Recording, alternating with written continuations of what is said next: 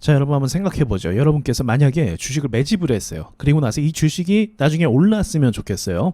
그럼 어떤 식으로 스토리를 짜는 게 중요할까요? 일단 보통의 회사라면 기술을 개발해서 호재가 발생하게 되죠. 그래서 그 호재로 인해서 상승하게 되죠. 그런데 기술도 없어요.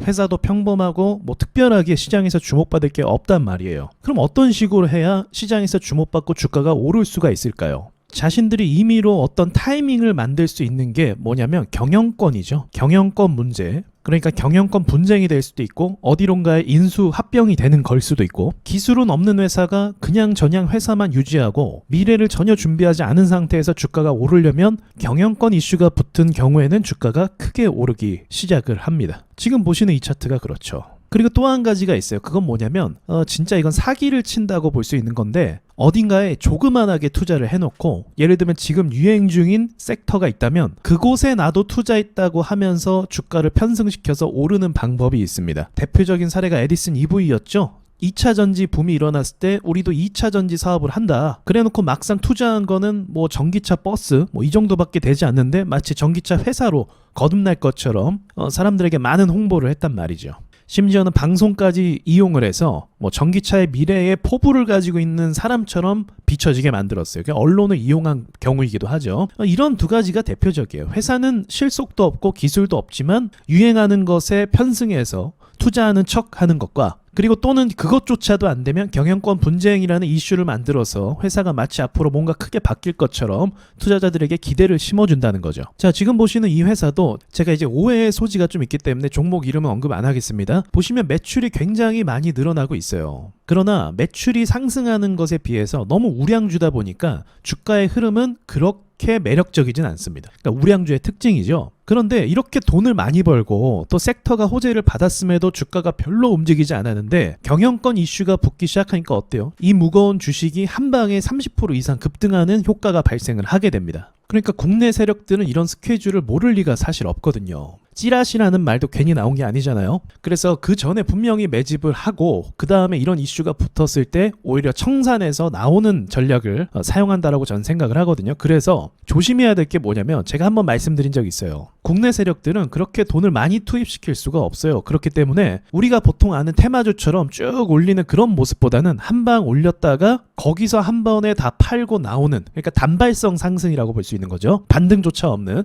그런 움직임으로 많이 갈 수도 있기 때문에, 그래서 여러분께서 이러한 이슈가 붙고 올라가는 회사를 굉장히 좀 조심할 필요가 있다. 눌림목 매매를 해도 이런 종목들은 잘 못 오를 수도 있다. 그렇게 기억하는 게 중요할 것 같아요. 그래서 이런 부분에 있어서만 좀 재료를 체크하는 게 있거든요. 지금 보시는 거 얼마 전에 있었던 작전주의 대표적인 주식이죠. 보시면 마치 인위적인 것처럼 이렇게 추세 상승이 꾸준하게 올라갔었거든요. 이때 나온 기사를 보면 참 웃겨요. 그러니까 기사도 여러분 믿을 게 못 된다는 건데, 영풍제 측에서 상반기 매출액이 408억 원이고 앞으로 점진적인 매출 증진이 이루어질 것이다 이렇게 이야기를 합니다. 그러면서 또 배터리 시장 진출했고 영풍제지가 투자 유치를 했다. 그런데 제가 아까 말한 것처럼 배터리 시장 진출이라고 얘기하지만 사실 그 투자 금액이 많지 않을 거예요. 그러니까 이런 걸 굉장히 조심해야 되는 거죠. 그래서 여러분께서 만약 이게 진짜냐 하시면 실제로 얼만큼의 투자 금액이 되는 거고 시장 규모가 어떻게 이루어지는지를 한 번쯤은 체크해야 되는데,